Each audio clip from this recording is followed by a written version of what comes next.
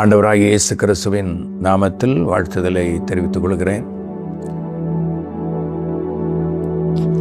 கல்வாரி சிலுவையிலே இயேசு கிறிஸ்து நமக்காக அடிக்கப்பட்டு வேதனையை அனுபவிக்கும்படிக்கு இந்த பூமிக்கு வந்தார். இன்றைக்கு அவருடைய பாடுகளை அவர் சிலுவையிலே சொன்னதான 7 வார்த்தைகளை தியானித்து சபைகளிலே ஆசீர்வதிக்கப்பட போகிறோம். கர்த்தர் நாமம் மகிமைப்படட்டும்.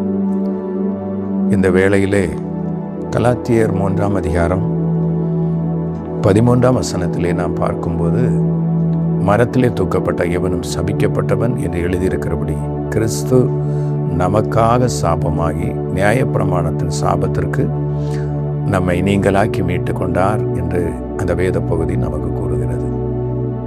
நியாயப்பிரமாணத்தின்படி செய்து நீதிமான் என்று சொல்லி தன்னை காண்பிக்க ஒருவராலும் கூடாமல் காணப்பட்டது.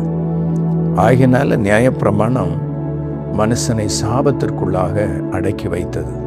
ரோமர்களை பார்க்கிறோம், எல்லோரும் சாபத்திற்குள்ளாக அடைக்கப்பட்டவர்களாய் காணப்பட்டார்கள்.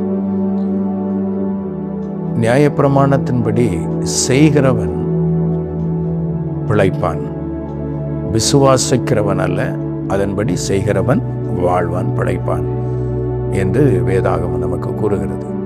ஆனால் ஒருவரும் கூட அந்த நியாயப்பிரமாணத்தின் நீதியை நிறைவேற்ற யாராலையும் முடியவில்லை. ஆகையினால நியாயப்பிரமாணத்தின் சாபத்திற்கு நம்மை நீங்களாக்கி மீட்டு கொண்டார் என்று இயேசு கிறிஸ்துவை குறித்து வேதம் நமக்கு படிப்பிக்கிறது. அப்படி இருக்கவே 2000 வருஷத்துக்கு முன்பதாக நம்முடைய ஆண்டவராகிய இயேசு இந்த பூமிக்கு வந்து மனுஷனுடைய சாபத்தை தன்மேல் ஏற்றுக்கொண்டார். அந்த சாபம் எதை காண்பிக்கிறது?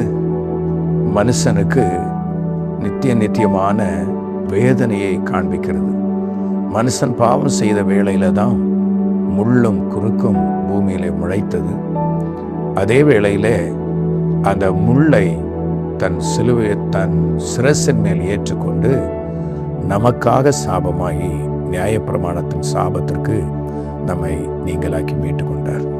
அன்பு சகோதரா, சகோதரி, இந்த வார்த்தைகளை கேட்கிற நீங்க ஒருவேளை ஐயோ என்னுடைய சாபம் மாறவில்லையே, என்னுடைய குடும்பத்தின் சாபம் மாறாதா, எனக்கு ஒரு விடுதலை கிடைக்காதா என்று சொல்லி ஒருவேளை நீங்க ஏங்கி கொண்டிருக்கலாம், தவித்து கொண்டிருக்கலாம்.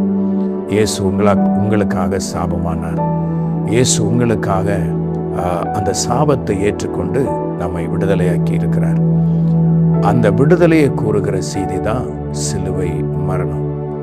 இந்த சிலுவை மரணம் மனுகுலத்திற்கு, கிறிஸ்தவர்களுக்கு மட்டுமல்ல, மனுகுலத்திற்கே அவர் சாபமாகி சாபத்தின் அகோர தன்மையிலிருந்து கர்த்தர் நம்மை விடுதலையாக்கி இருக்கிறார்.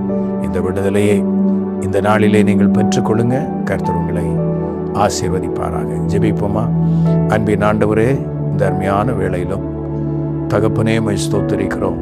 சாபம் நிறைந்த வாழ்க்கை வாழ்கிறேன், என்னுடைய குடும்பம் சாபம் நிறைந்த வாழ்க்கை, முன்னுக்கு வர முடியவில்லையே, ஒரு விடுதலை கிடைக்காதா என்று சொல்லி ஏங்கி தவிக்கிற இந்த அருமையான சகோதரனுக்காக, சகோதரிக்காக, பிள்ளைகளுக்காக ஜெபிக்கிறோம்ப்பா. தேவனே, உள்ளம் உடைக்கப்பட்டவர்களாய் வேதனையோடு கூட இந்த நிகழ்ச்சியை பார்க்கிற இவர்கள் விடுதலை பெற்றுக்கொள்ளட்டும். இயேசு சாபமாகி சாபத்திலிருந்து நம்மை மீட்டு கொண்டார் என்று வேதாகமம் கூறுகிற வண்ணமாய் இவர்கள் அந்த விடுதலையை பெற்றுக்கொள்ளட்டும். இயேசுவை விசுவாசிக்கும் பொழுது அந்த விடுதலையை அவர்கள் பெற்று ஆசீர்வதிக்கப்படட்டும். வியாதி, பலகீனங்கள், போராட்டங்கள், நெருக்கடிகள், கடன் பிரச்சனைகள், எல்லா தீங்கிலிருந்தும் இவர்களை விடுதலையாக்க இயேசப்பா நீர் நல்லவர்.